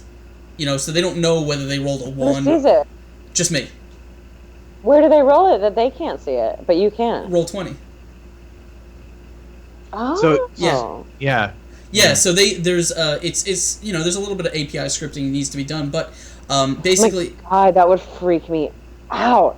Yeah, but basically what they do is like, and they've got it was a little bit weird at first, but they kind of got used to it. And what it basically boils down to is like they'll roll a knowledge check, right? And say, okay, do I know anything about this statue of this deity that we're looking at? And they don't know whether. So I tell them, based on the design, this may be some sort of ancient Aslanti structure, but you've never really seen these runes, and you've never really seen this form. And they don't know whether that's just because either they rolled really well and there just isn't anything to find, or they rolled really badly, or the DC was crazy. Like the only thing they have to go on. You gotta actually have a pretty good poker face then. Well, luckily we don't use cameras, so I don't have to worry about that. Oh really? Yeah, like it's not a live stream game, so we're just on Skype. So I don't have to worry about them seeing my expression. It would certainly be a little bit more difficult to have to, like, I don't think it's something you could easily pull off at when you're sitting around the table. You ever do one of these? Like they send you the roll or however that works, and it's like roll, and you go. No, I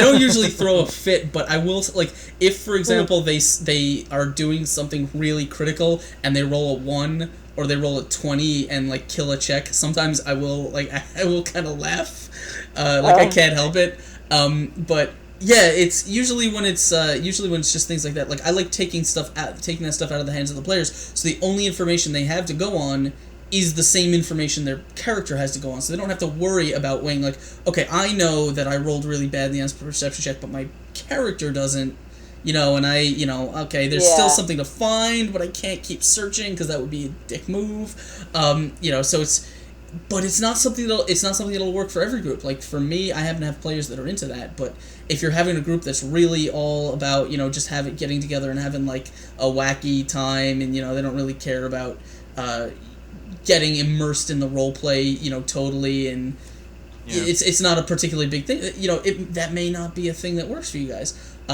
But yeah, metagaming is weird.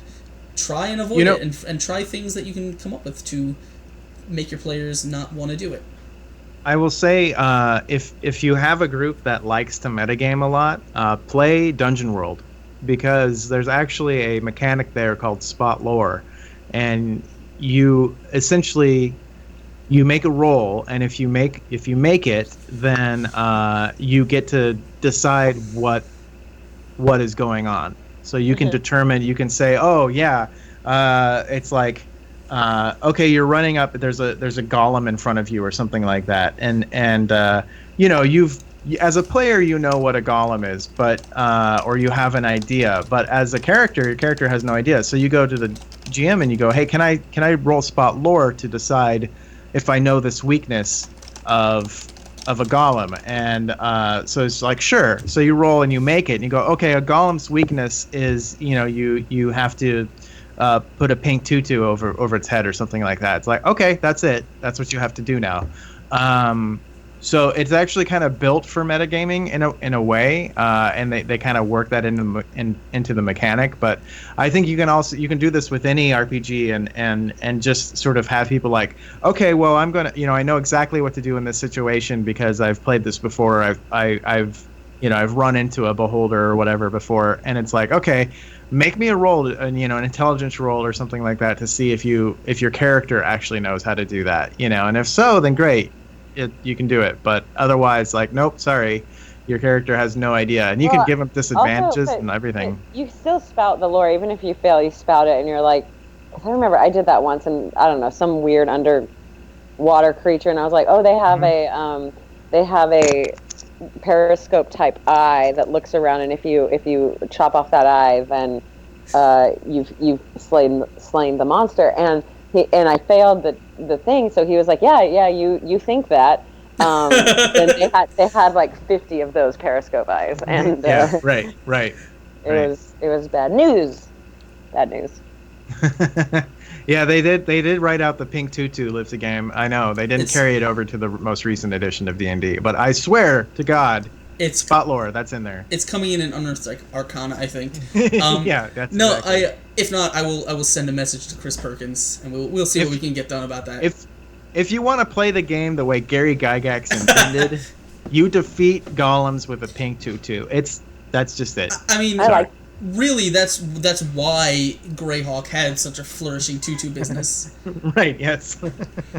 No, I like the one thing that I think is fun as a DM. You get the opportunity to do this, and you totally should do this anytime you have a chance. Is to turn players' metagaming tendencies against them by playing the things in the world against their type.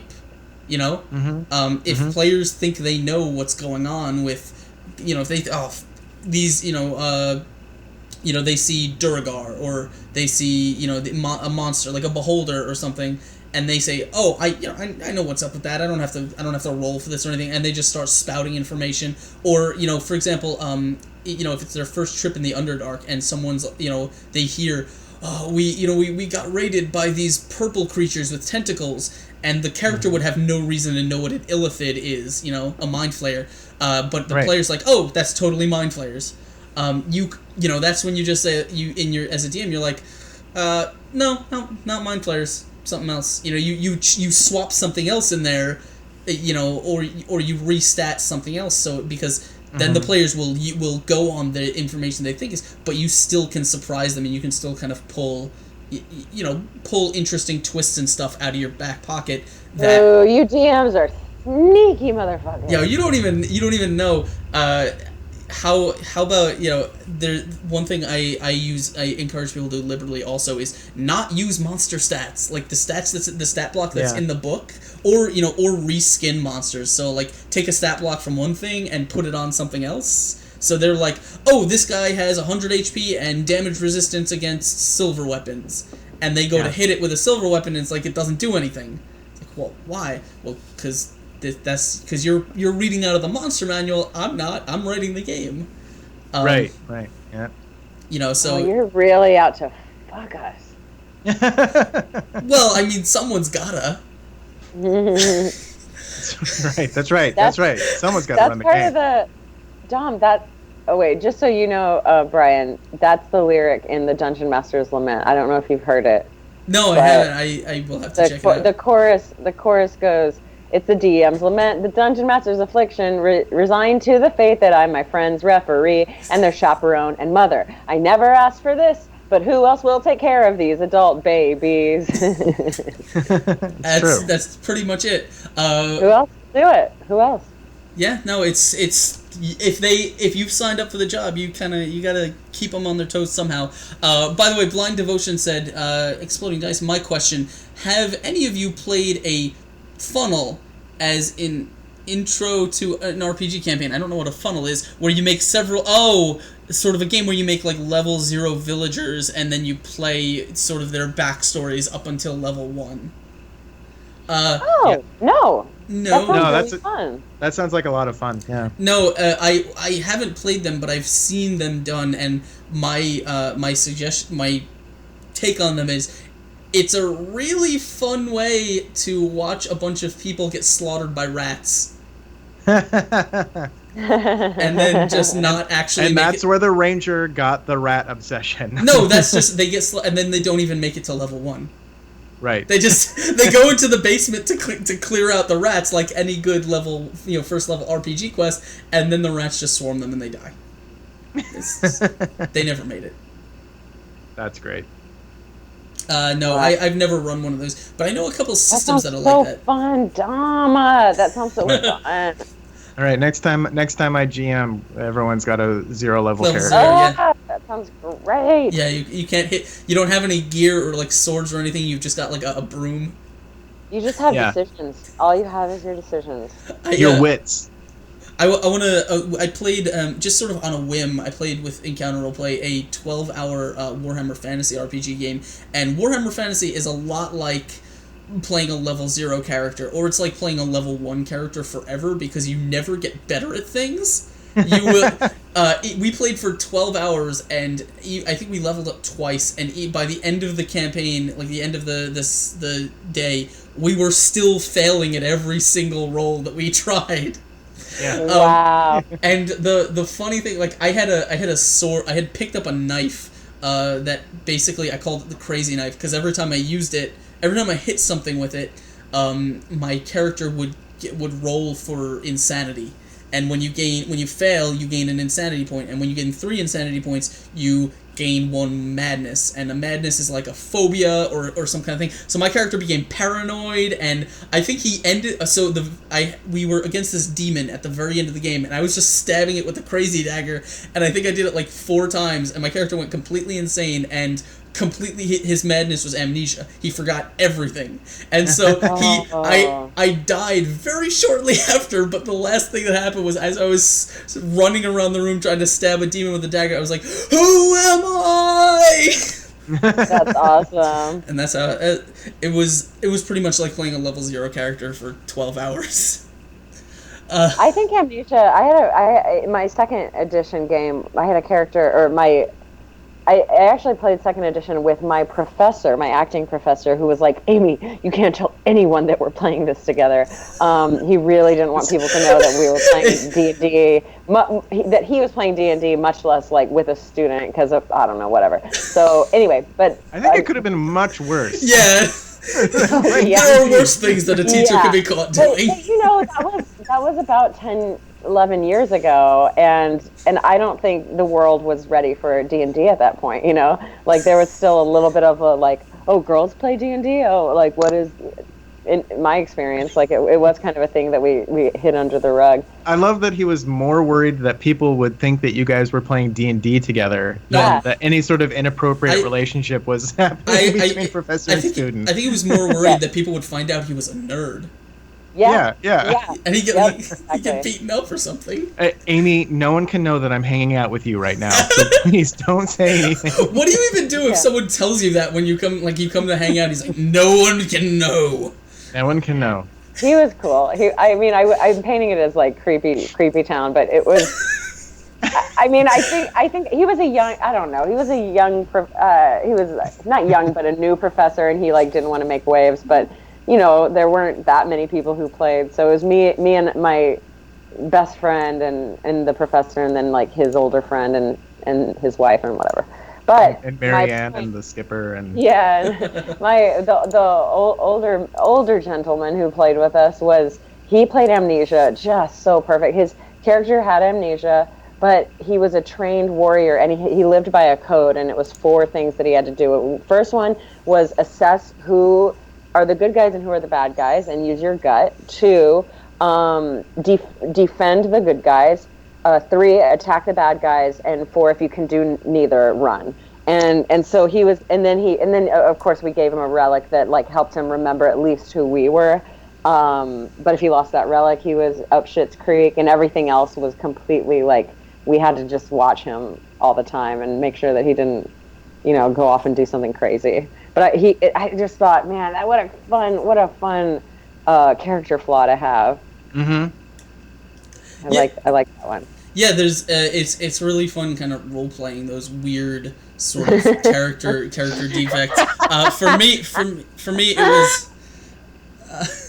it was like just something that happened to a character that I've been playing for 12 hours, and I'm just like, 12 hours later he's gonna die.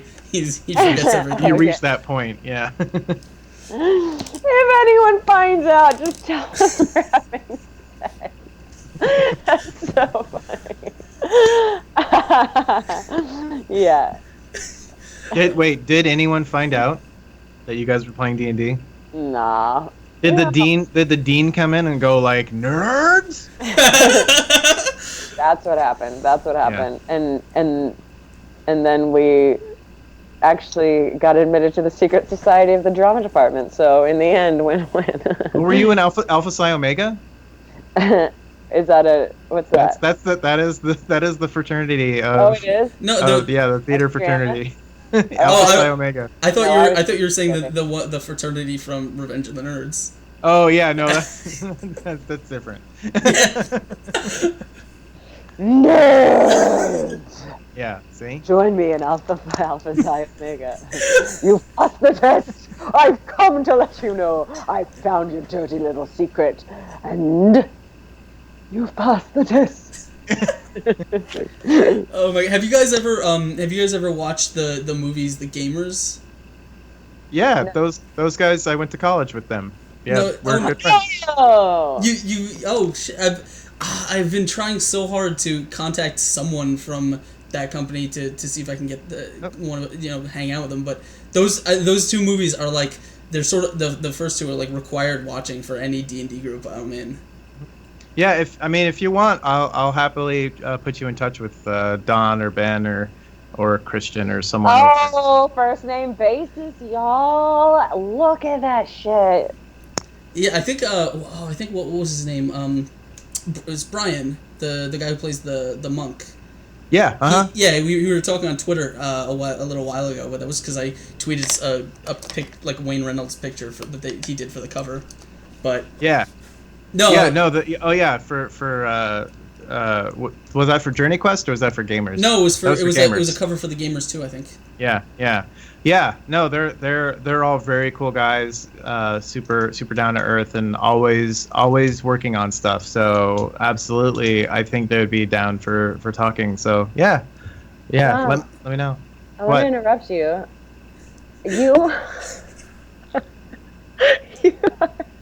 What is it? What are we doing? I can't. I don't know.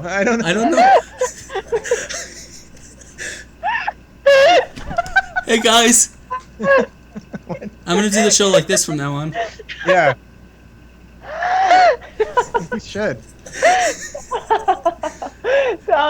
Dom, I just realized this whole time that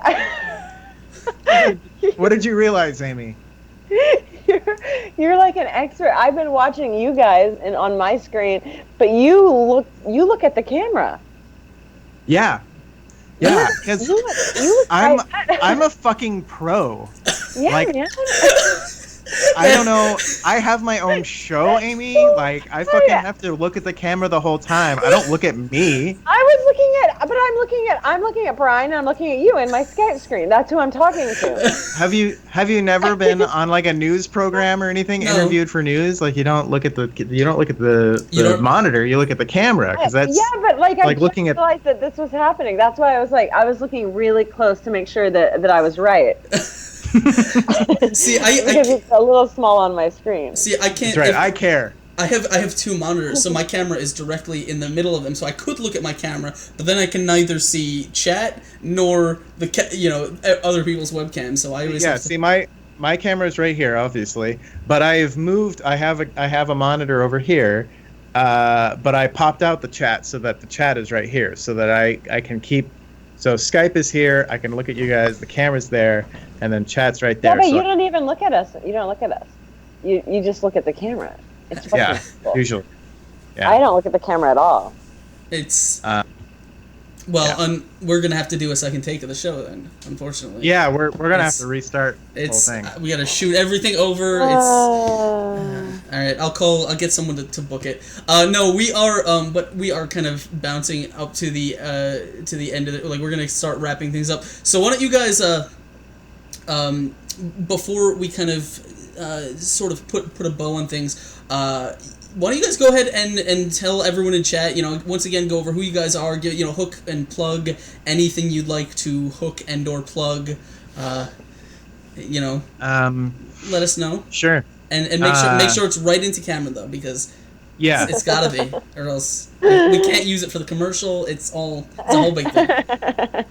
Right. Well, see, I open my eyes when I look away, and then I close my eyes to talk, and then I close my eyes. Good reference. So waiting for Guffman reference. Yeah. My name's Dom Zook, and I'm with SavingThrowShow. You can find us on Twitch, Twitter, Instagram, Snapchat, Vine, LinkedIn. I don't know if that's true, Dom. Some of those I don't know if that's true. Actually, yeah, it is. It is pretty much true, but not LinkedIn. Don't look for us on LinkedIn. You guys got a Snapchat? You should Snapchat me sometime. I don't actually. I don't have Snapchat. So I never Snapchat. I don't even know what it is for, but I downloaded it. Actually, what I'm going to try and do is if anyone is going to Gen Con, we have a panel at Gen Con, and we'll be playing Barky's Brigade live there. But what I'm working on is a Snapchat filter for Gen Con, which is going to be, hopefully I'll be able to get that passed through so that if you are at Gen Con, you can use the filters that we create, which will be really fun. But anyway, SavingThrowShow. That sounds cool. Yeah, we'll see. We'll see if that works out. Anyway, SavingThrowShow, we have shows many nights of the week. You can go to savingthrowshow.com/calendar and find out all the shows that we're doing. And this weekend, starting Friday at 7 o'clock Pacific Daylight Time, we are starting a 24-hour charity marathon to raise money for Alzheimer's Association to help fund research and find a cure for Alzheimer's and other brain diseases. So tune in for that. And you can also find me at @GadZook on Twitter. It's my semi-personal Twitter. Now I wonder what messages I'm going to get. Anyway, moving on. I'm Amy Vorpahl. I'm going to be playing. I do SavingThrowShow as well, and I'll be playing in the 24-hour stream. I think I'll be playing three of the games and then doing the end book read or whatever, which is fun. The Choose Your Own Adventure thing. All right, so you can find me at Vorpahl Sword. Real last name, so it's at Vorpahl Sword, and that's on Twitter and Instagram. Not on Facebook, because I don't subscribe to all of that. I'm not on Facebook anymore. It's all right. Neither am I. So. Oh, you're not? Well, technically, I am because I have to post things about this show to Facebook, but I don't actually use it. Oh, I see. And then, somebody said thank you. Oh, thank you for saying that I had a good voice. I can't remember who said that. That was Dimos, I believe. Dimos Helsing. I'm so glad you think so, because I'm making an album, whether you like the voice or not. God knows no one else does. Jesus. What? No, you're right. I shouldn't be so surprised. And then I'll be doing, we're in, I guess, pre-production for Insane Chain, which is Tracy King's web series. And I stream on Geek and Sundry Monday nights. And, I do other stuff. And it's all good stuff. So, follow my Twitter and Instagram. I don't fucking know. I'm done. I think If you guys want, you're welcome to I know you could drop links to your Twitter, any YouTube, anything like that in chat, so everyone, like, I'm not as professional as the other guys who will set up a macro with links and stuff. I should, but I'm too lazy. But go, if you have anything you wanna drop in chat, please go. Thank you to everyone who's been hanging out with us, everyone who's been asking questions, hanging out in chat. Thank you guys for making this show great, and a big thank you to my guests. These guys are awesome, and I hope you guys all had a good time. I know I certainly did. If you guys want more entertaining conversation, awesome guests, and all kinds of D&D stuff, you should hit that follow button, because you can keep up with the Exploding Dice channel like Live to Game just did. Thank you so much, Live to Game. It's right down here. Nice. Hit that follow button. Keep up with everything on the Exploding Literal Dice. saint. Yes. Literal. Saint. If you, I do this show every Tuesday. I have a different guest on, all kinds of discussion. You should come in. You should check out who I'm having on to talk about. And, also, if you want to check back episodes, I've got all the back episodes of Fuzzy Dice, as well as most of the back episodes of the Exploding Dice show on our YouTube channel. You can just check the link down below. So yeah, thank you guys so much, and thank you for helping us out. We will see you all this coming Sunday as we get back into the Exploding Dice show. But until then, welcome to the madness, and may Dice Thulu embrace you all. But don't let him touch you in too many weird places. He likes to get a little handsy with those tentacles. Thank you everyone for hanging out. I will catch you next week. Bye. Bye everybody. Bye.